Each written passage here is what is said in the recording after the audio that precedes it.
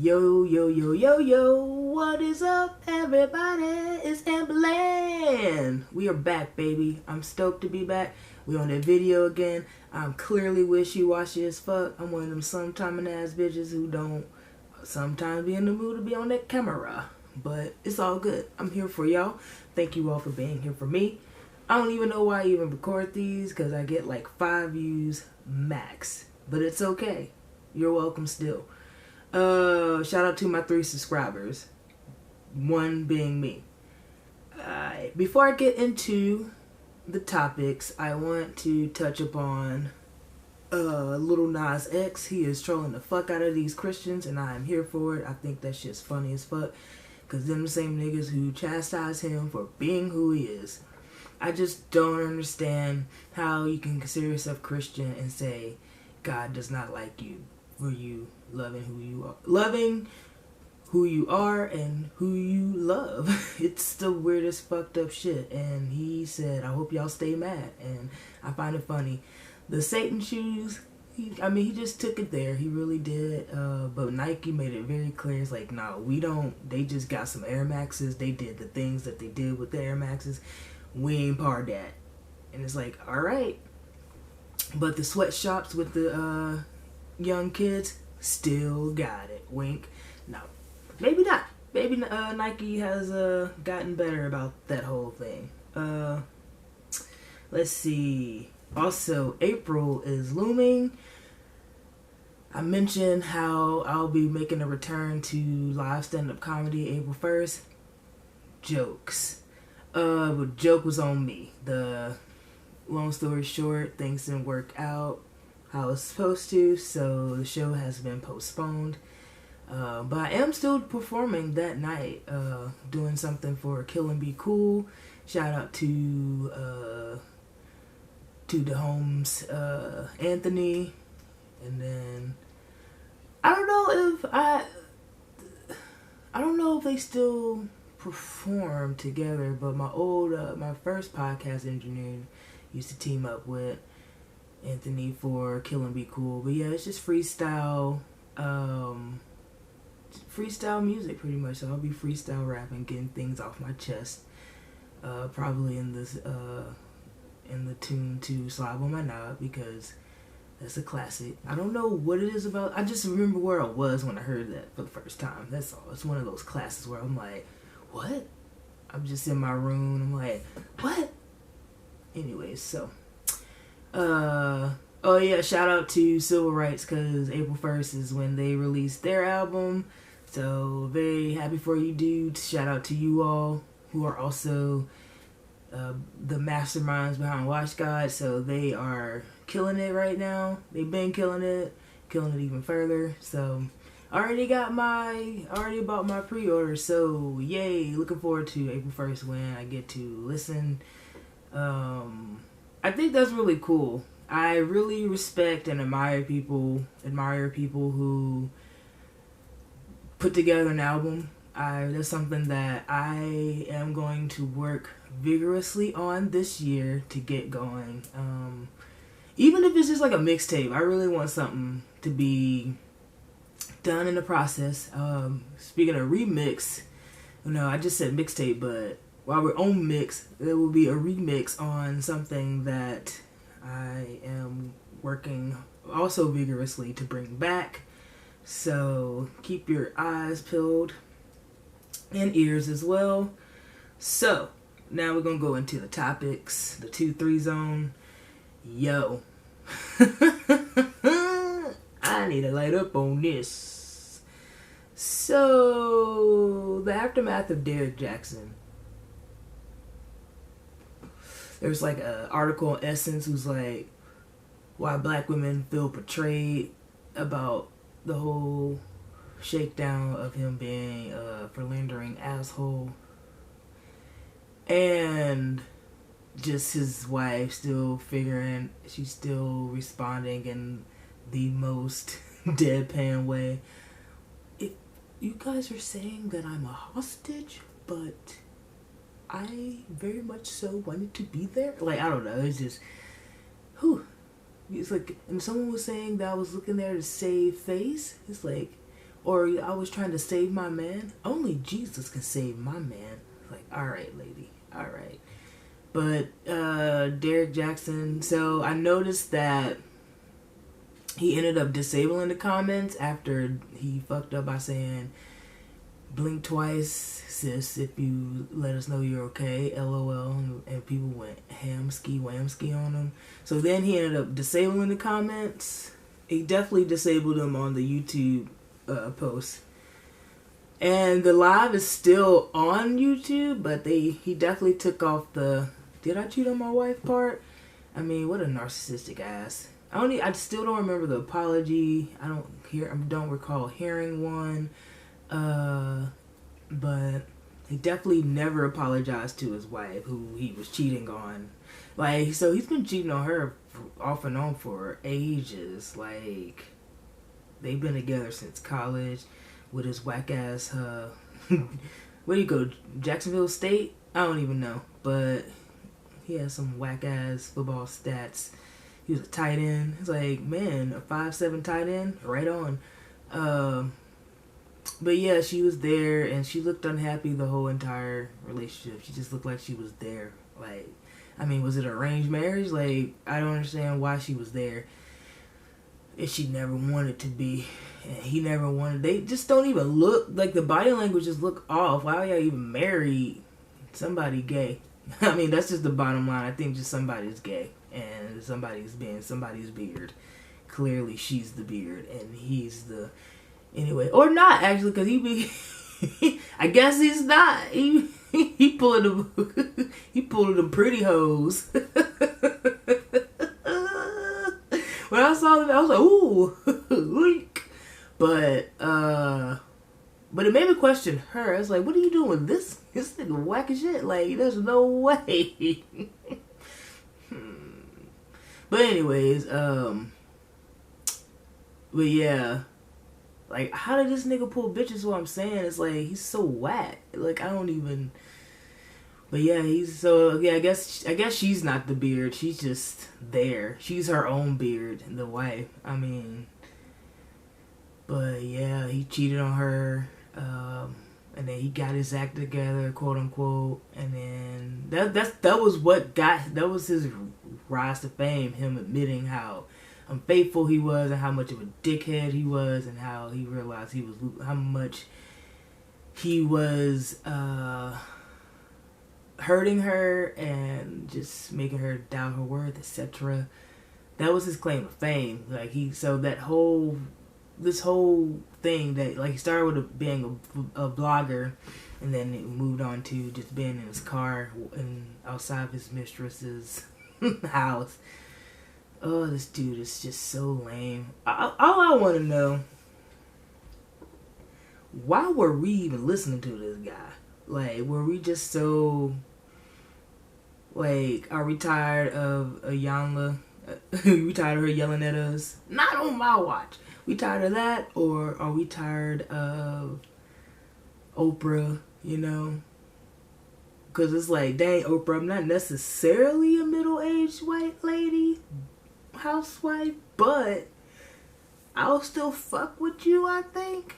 I mean, I'm just trying to figure out why was he the guy that that women decided to listen to?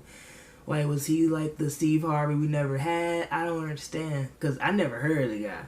Like, I understand there's one guy, I Am Brilliant. He goes, that's his Instagram and Twitter tag. It's Billy Apata, I think. I could just easily look it up. Yeah, because he's one. Rob Hill Sr. too. He's another one. But this guy right here, let's see. Okay, I'm being such an old, like, alright, let me see, what was his name, man? What was his name? Yeah. Oh, I was close. Not Apata. Billy Chapata. He's someone that I listen to, you know. I love his words. Local poet and author John Good, I fuck with him, you know, he ain't full of shit. But this Derek Jackson guy, I mean, even how he spelled his last name was full of shit. Like, you can't trust this motherfucker. Anyway, But I just want to know, why was his vice so significant to a lot of these women? Why so many were hurt that he turned out to be a total fucking tool? Like, I mean, like, why was he so... And then he was bringing in the church. The whole thing is just... And so now he deleted it all, so we're just... Like, he ain't addressed nothing else. He just, what happened? What's gonna happen now? He gonna go back to, like, everything's normal? I'm really intrigued to see what will happen. But I do notice a pattern. It just seems like, because, like, with Derek Jackson, he cheated on her so many times, and then he banked off that, and that was his claim to fame, was admitting how he was to her, and she taking him back, and they end up getting married. And then he cheated on her during marriage. And then this shit came all out. And then it was just all a hot mess. So, but they're just, you know, he's not too different than a lot of these dudes out there. A lot of, not even dudes, just people with masculine energy. It could be male or female or non-binary. Anyone with a masculine type energy who feel dominant in a relationship, they feel the need to see how much that person is willing to suffer for them. Like, some people don't know what love is without making the person suffer and them enduring it and them being like, oh, wow, you really do love me. Been there, done that. Fuck that. That's crazy. Heifers, move on. Because that's fucking bullshit. It ain't gonna get any better. So, speaking of not getting any better, this fucking voting bill, the voting suppression is definitely it's not getting any better. It's definitely the fight against voter suppression is what I meant. Because voter suppression is pretty much winning right now. This voting bill that Brian Kemp just signed off on, fuck this guy. First of all, he's in there because of voter suppression. And so now they just did a bill where it's like, no way we letting these niggers have a chance again. So they're going to be even more strict on the ID part. So, fuck voting cards. Now, you know, and then, okay, well, what about the ID? Yeah, well, even more strict. What are you going to do about that? Like, how you going to deny someone the shit? That doesn't make any sense. And then, it's a basic right. And then the whole fucking don't pass out treats, don't pass out any food or water to people who are in long lines. And people who are in long lines, there's like a certain time slot for that. Like, basically, the areas where there's going to be a lot of long lines are ones that, because a lot of people are getting off early later, guess who's gonna get affected? The middle class to lower class people, aka the poor people. They don't give a fuck about the poor people. Like, it's just so ridiculous. It's so disgusting. Everything's coded. This whole thing is just disgusting. Government just, blah. And then how Park Cannon, Representative Park Cannon, a black woman, how she was arrested just for knocking on Brian Kemp's door. I mean, they kind of look staged, but whatever. I mean, so it just the clip that I saw, it's like, this didn't look like, it just looked like she knew that she was going to go to jail. Maybe she was already warned. But it's like, just for her knocking on the door. Meanwhile, these insurrectionist motherfuckers don't even get me started. So, what I will get started on, though, and it's gonna get real serious. So this George Floyd trial, it honestly might work. There might be some justice in it. Because the defense, no, the prosecution, as in the witnesses going against Derek Chauvin and his bullshit. Defense, like, how can you be a defense attorney for this shit? Yeah, I need a lot of water. Work it. I need a glass of water. Like, bitch. How you gonna be a defense attorney for this shit? But I'm gonna get to that later. So I'm gonna read some of the details that I thought were pretty key in the trial. So there was an MMA fighter, Donald Wynn Williams II. Say with the second, I guess he got a kid. The third can't be a junior. Anyway, that's literally not the point. But seriously, he can't be a junior. Shout out to my Uncle Junior. Rest in peace. So the MMA fighter Donald Wynn Williams Jr. The second testified that he was so disturbed by what he saw that he called 911 to report it. I called the police on the police. I believe I witnessed a murder. And then there was a Minneapolis firefighter and certified EMT. I'll talk about her too. Genevieve.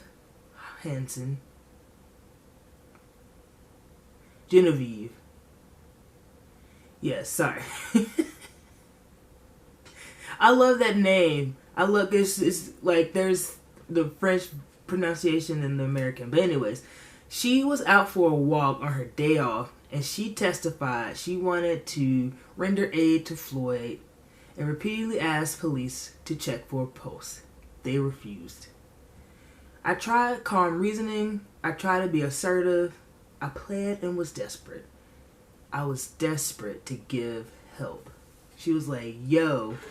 Like, just imagine you're on your day off, you walking by, and you see all this commotion, and you see someone who has all this body weight on them, and he's lifeless as fuck, and you want to help so bad, because that's what you do. Literally a first responder. Like, you call 911, they send you out. You know what I'm saying? She was ready. Up in smoke. Cheech and Chong, bitch. Anyway. So,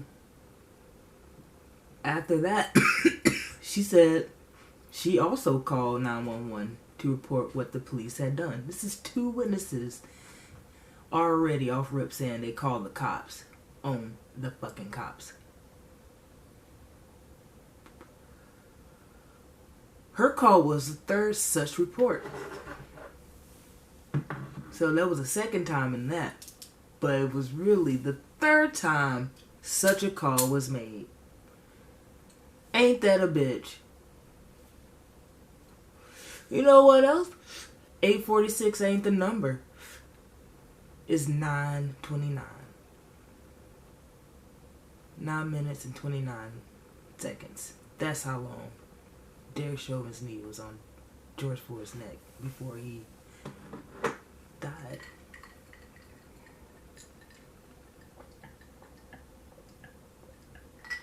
For no reason. Wasn't even supposed to be up there.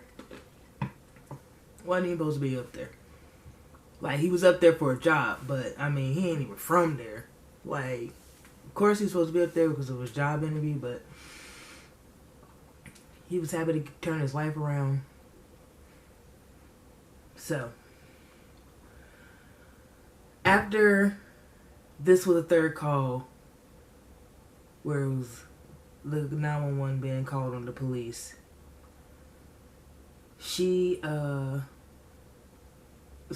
was another dispatch. It was so get this. So we got an MMA fighter who called the cops. And this is and the reason why it's these are for real key witnesses, because the MMA fighter knows the type of moves that can be done to end someone's life.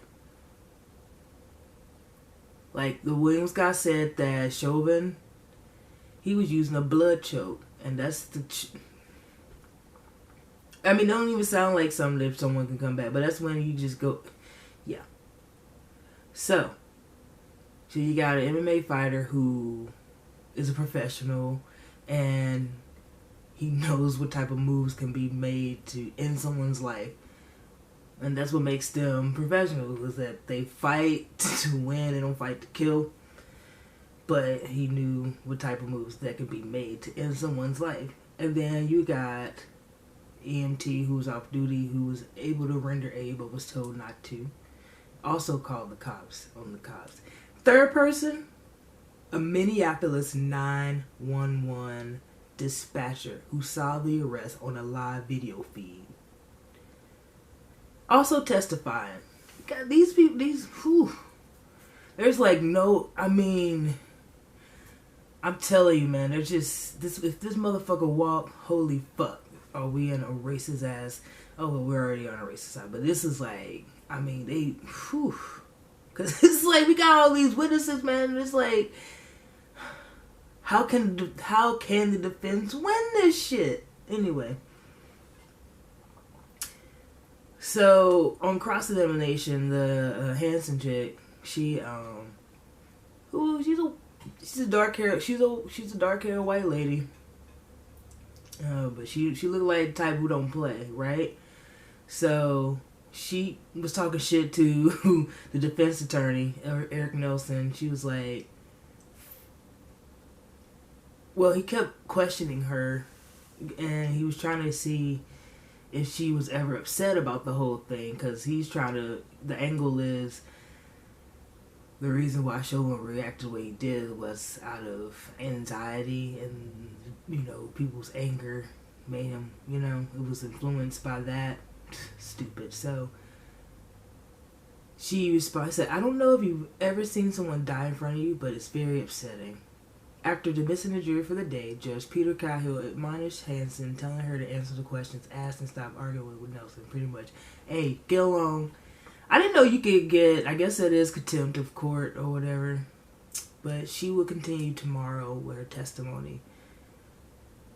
But then, in the cross-examination with the MMA fighter, Williams, he said, I was just really trying to keep my professionalism and make sure I speak out for Floyd's life because I felt like he was in very much danger.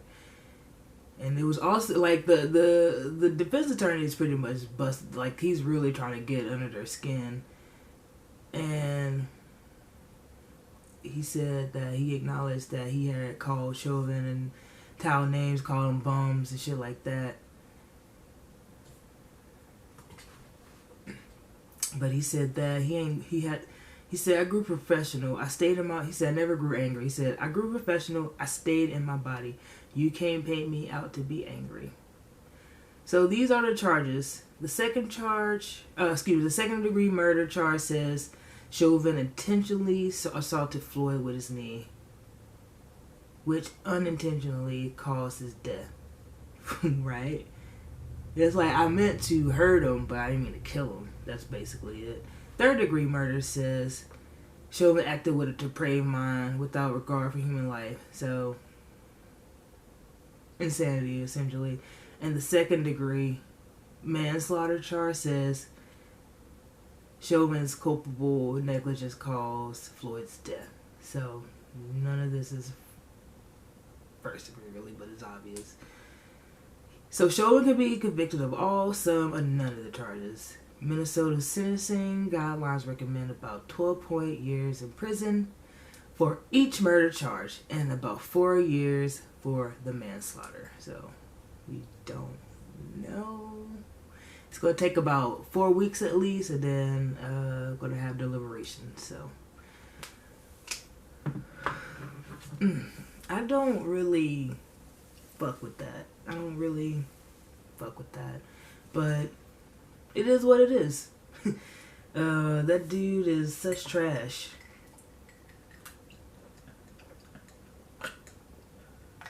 Like how he's escaping a first degree, or how he's not getting, let's just move on. So the NFL,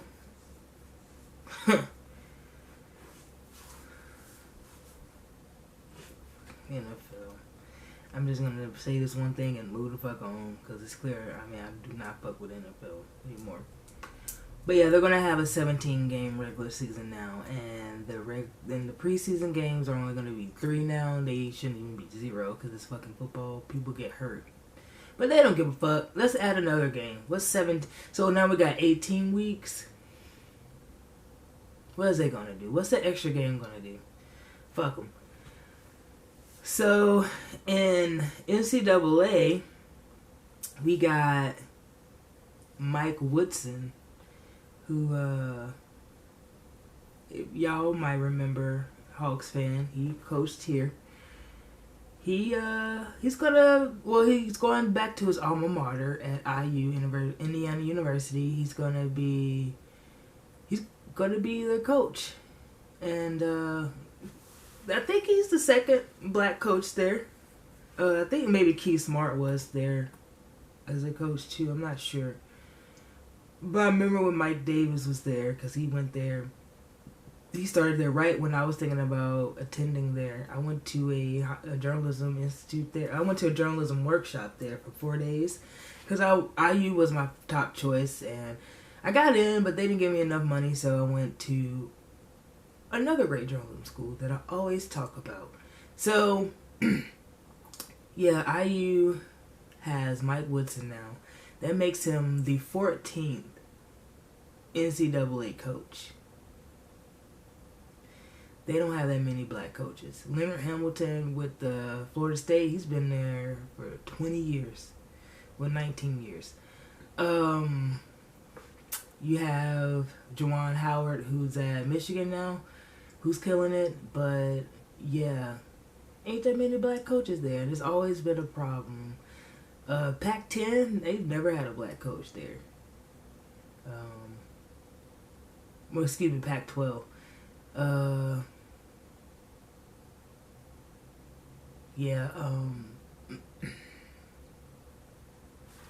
Shaka Smart, even though it's like he's not, whatever. But yeah, Shaka Smart's up there. It's literally not that many black coaches.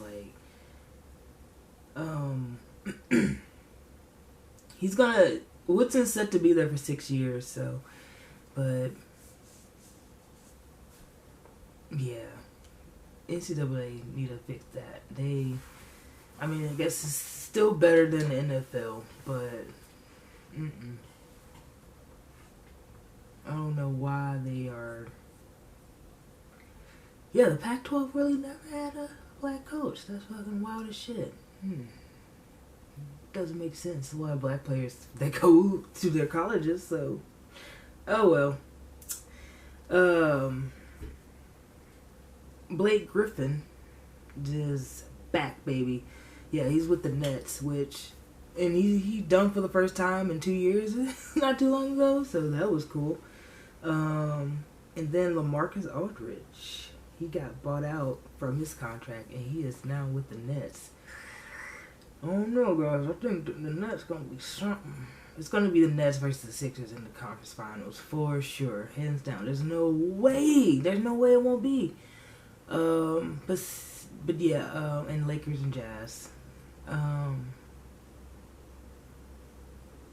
Yeah, I think that they're gonna. Speaking of Lakers, they got Andre Drummond, so I'm all for it. I'm here for all the power teams. I don't give a fuck. I think it's cool. Why not? So, shout out to them all, man. Before I get into my timeout, celebrity breakups. Yeah, I keep forgetting to mention them, but I don't really care. But apparently, I forgot about the whole Kim Kardashian and her divorcing Kanye West.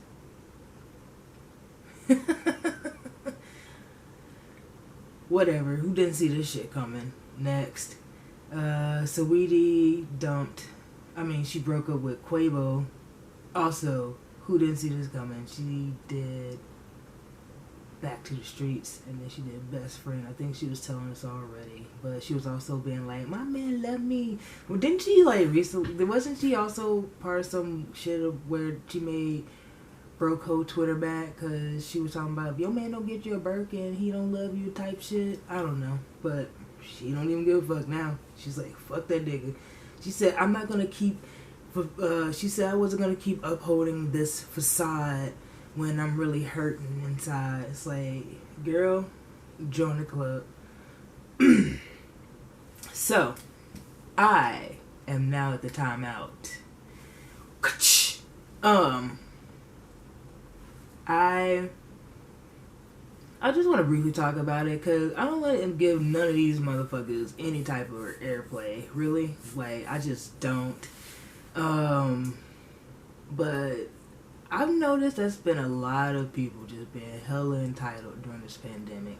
I guess people got their stimulus checks, and a lot of people maybe have not seen this much money all at once, and they really don't know how to act. And we got a lot of people from out of town still wilding. They come into Atlanta being stupid as fuck, and they come with all this entitlement, and I'm like, Brusky, who the fuck are you? Like, no, you don't talk to me any kind of way at all. That's just not gonna happen. But it's not even just like where you work. It's talking about in general. People just be trying, like, people are like really, really going at it. And it's like, yo, who the fuck are you? Like, you need to relax. This is odd. You're making shit weird for everybody. Oh man, but I will mention a couple of things at work.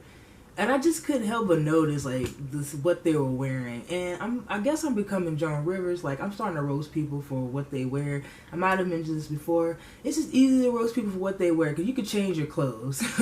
Jay-Z and Pharrell told us, we can change clothes and go. But, you know, and you can change your personality. So I think that's also something.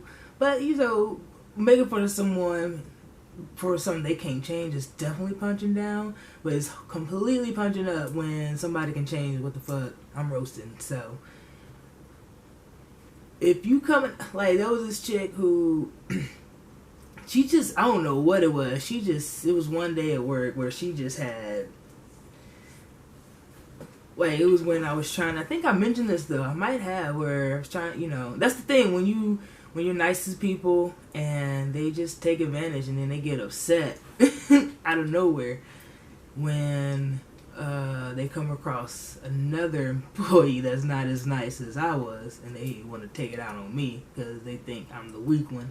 So, but yeah, this happened at work, and you know, my coworker was like, "I'm sorry, I can't believe she did that, Amber. I'm sorry."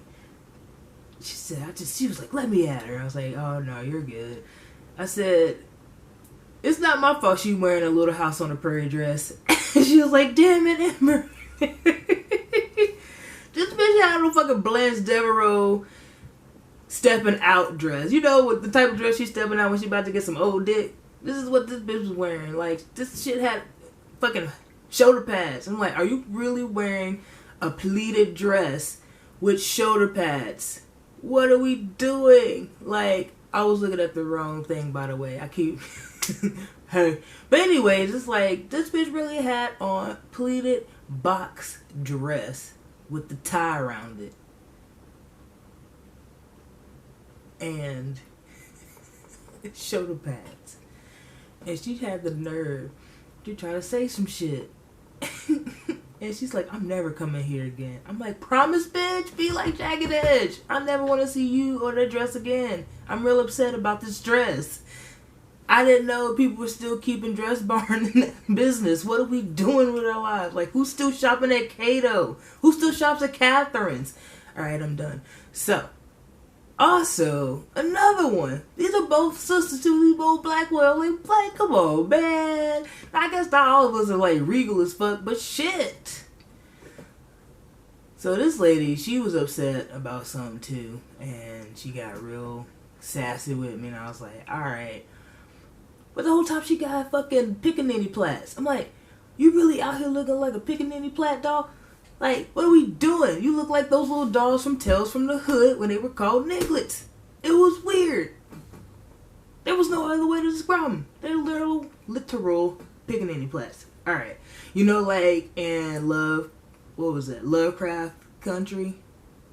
Yes. It's a mouthful. So, you know, with them two little twins, this story kind of, the plot really, it was like, this really, well, why we got this in this? But that's most of Lovecraft Country is, why this and that? So, but yeah, the two little girls who were demons and the pickaninny plats, same lady. It was weird.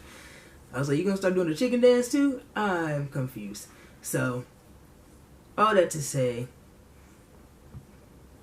that shit don't hurt me because you don't want to go home looking like you. Like, I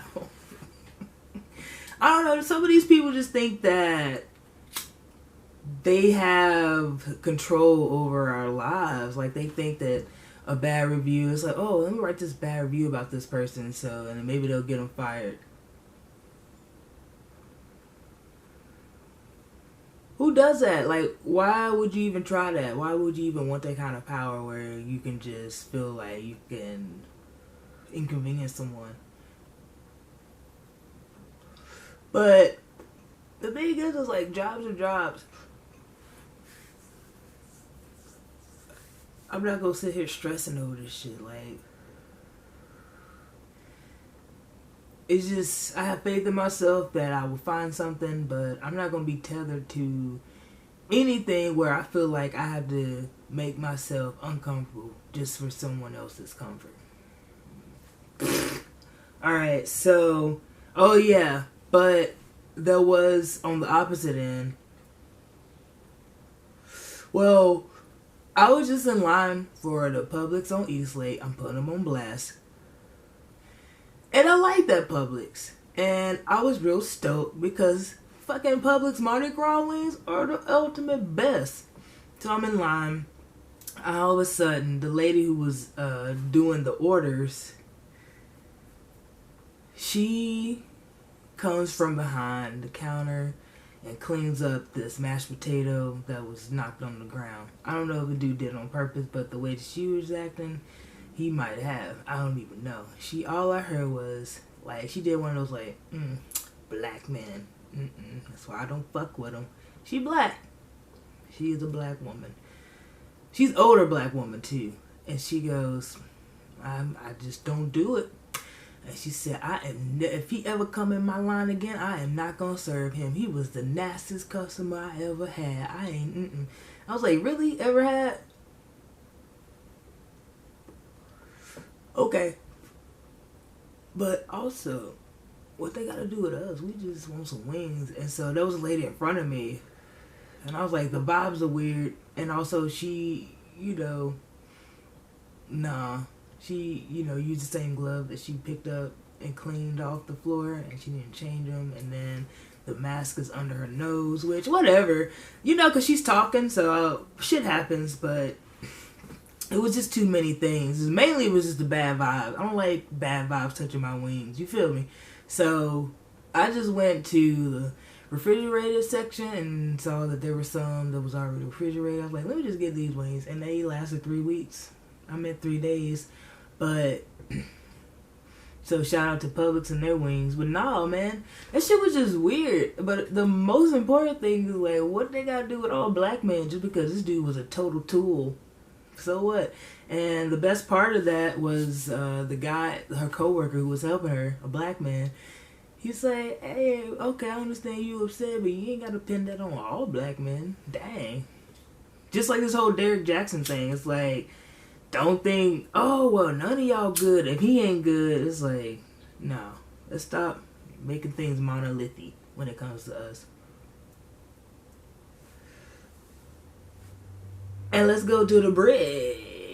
Kadoosh. And that, my friend, is the goofy nigga who is the defense attorney for Derek Chauvin. Eric Nelson.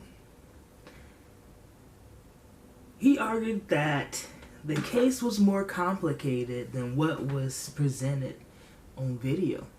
He said Chauvin was following his police use of force training and argued Floyd's cause of death was a combination of drug use and pre-existing health issues. Remember that whole, oh, he had COVID. He also said that the bystanders have morphed into a threatening crowd. We're gonna get you. Which distracted the officers. Yeah. 10 minutes to distract the officers.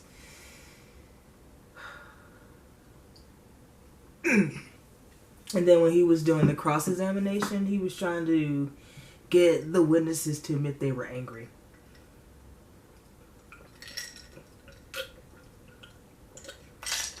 Because if the people were angry at the police, I'm scared. The police were so skittish.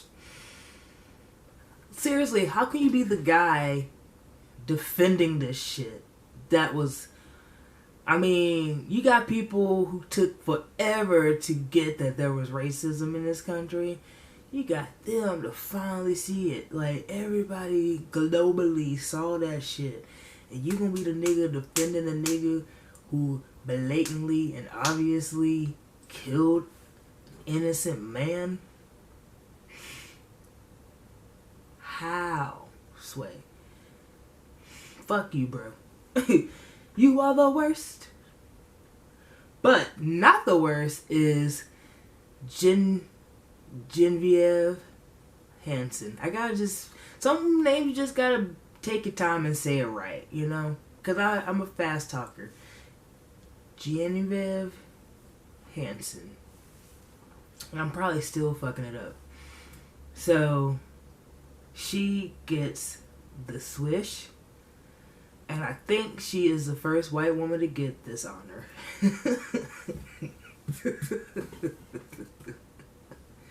I'm sorry, white women scare me. But this lady does not. I want her in my corner. Literally at all times. Because she... Also, before I go any further, because you keep saying this, shout out to... Yes. This, I love this finger clip. Shout out to my homie Sabrina, keeping me be a fancy stoner. But yeah, actually, I'm really glad people don't watch these videos. It's actually good. Wink, especially when I'm talking about the oinks. But yeah, Miss Hanson, she definitely gets the swish because she let him have it. I'm gonna play I'm gonna play a clip actually, so you all can see why.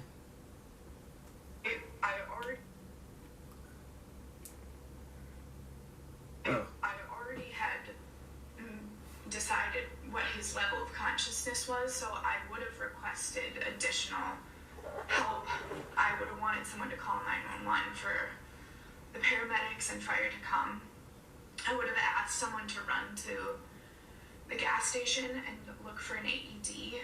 And I would have checked his airway. I would have been worried about a spinal cord injury because he had so much weight on him.